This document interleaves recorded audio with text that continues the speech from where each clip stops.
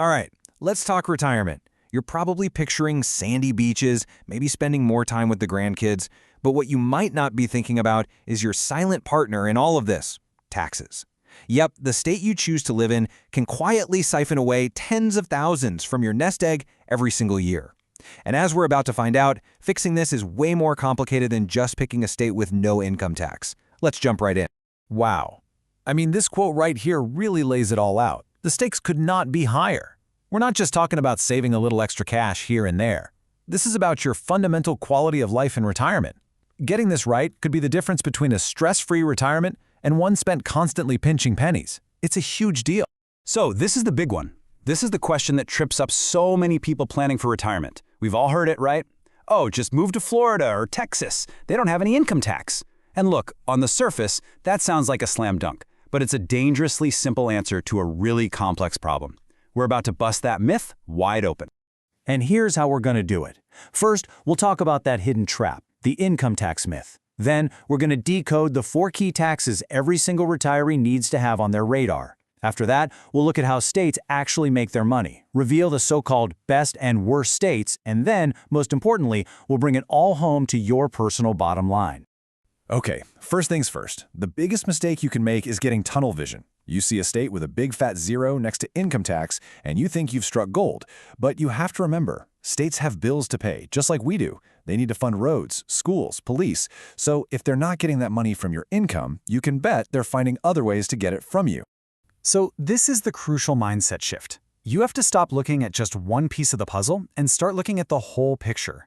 The real number that matters is your total tax burden. That's a mix of a bunch of different taxes, and what's best for your buddy from college might be an absolute disaster for your finances. It all depends on your lifestyle, what you own, and how you spend your money. And that brings us right to the heart of it all, breaking down that total tax bill. To really get a handle on this, you need to look at your financial life through the lens of 4 specific types of taxes. These are the ones that really matter for retirees. So let's get into what they are. These are the big 4. First, you've got income and retirement taxes. That's the one everyone focuses on.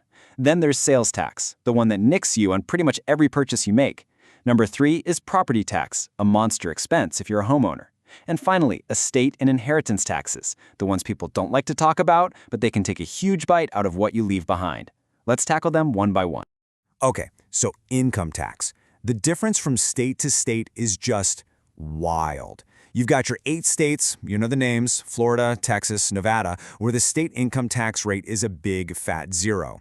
Then, on the complete other end of the universe, you've got California, with a top rate of a jaw-dropping 13.3%. And that's not even counting other payroll taxes.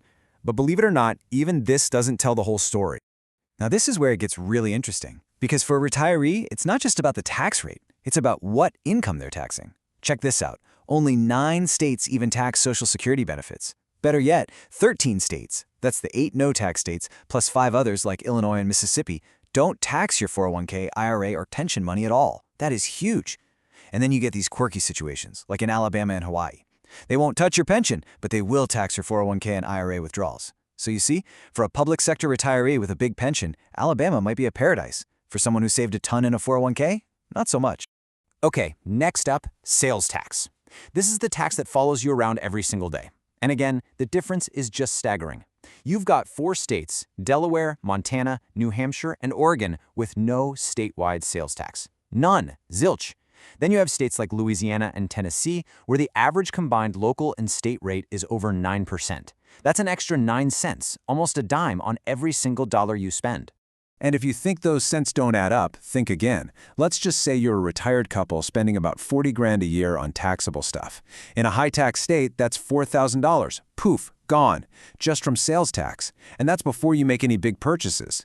Thinking about that $50,000 RV for your retirement road trips? In some places, that's another $4,500 in tax right off the bat. It adds up fast. Now let's hit property taxes, which for most homeowners is their single biggest annual tax bill. And here's another classic trap. You can't just look at the tax rate. You have to look at the rate and the home's value. This slide has the perfect example. Hawaii has the lowest property tax rate in the entire country, which sounds amazing, right? But the median home there costs over $800,000. Meanwhile, Alabama has a higher rate, but the median home is under 200 grand.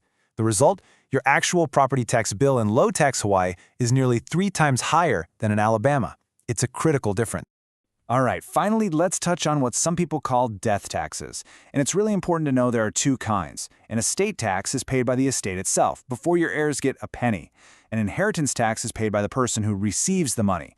Now, most states don't have these. Only 12 states and D.C. have an estate tax, and just 5 have an inheritance tax. But if you plan to retire in one of them, you need to pay attention. For example, in Oregon, estates over just $1 million get hit with a tax starting at 10%. For someone leaving behind a paid-off house and a healthy 401k, that can be a really big deal. So, we've broken down the 4 key tax puzzle pieces.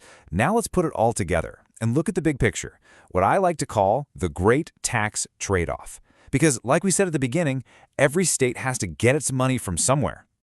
Here they are again, the 8 states famous for having no income tax. The rock stars of retirement planning, right? On paper, they look like a dream come true. But now that we know about sales, property, and estate taxes, we have to ask, what's the catch? And here's your answer. This is the trade-off in black and white. Let's take Tennessee. No income tax?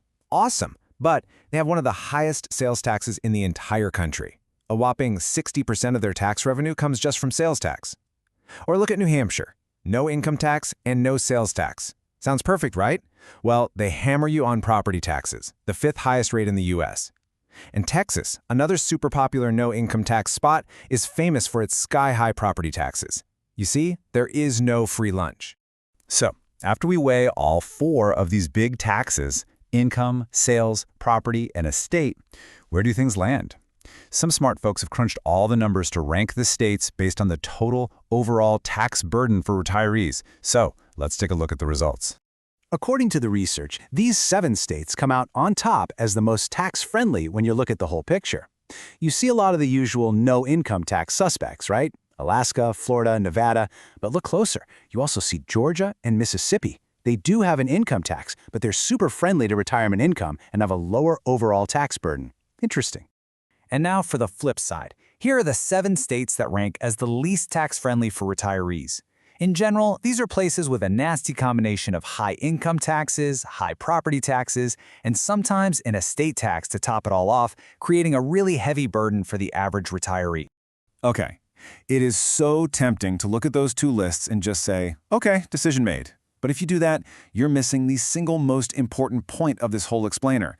Those lists are for an average retiree. And let me tell you, nobody is average. The only ranking that actually matters is the one that is custom built for you.